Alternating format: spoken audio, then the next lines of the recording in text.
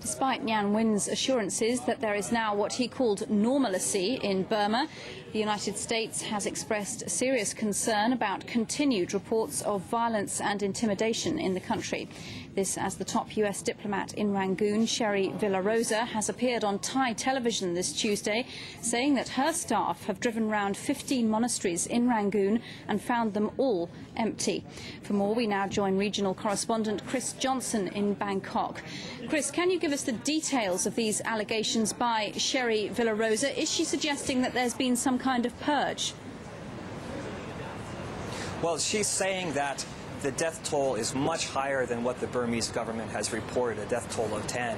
And she said that her staff drove around Rangoon. They went to 15 monasteries. All of them were empty, no monks there, and she's very worried. She says it's very frightening about what has happened to the monks. She also said that monks have been arrested in Mandalay and that there have been protests in other cities around the country. There's estimates and reports coming in from all around the world about what really happened in the protest. A group in Washington saying that 100 students and parents were shot dead at a school in Tamwe, just outside of Rangoon. The Democratic Voice of Burma saying that monks were burned alive at a crematorium in the Rangoon area. Also, the Asian Human Rights Commission in Hong Kong saying 700 monks and 500 civilians have been taken away to secret locations. There's reports that the government is using a race course, a pharmaceutical factory, schools to hold detained people. But I should stress that it's impossible to immediately confirm any of these reports right now. Diplomatic efforts appear to be picking up the pace, though, Chris, within and beyond Burma. What's the progress?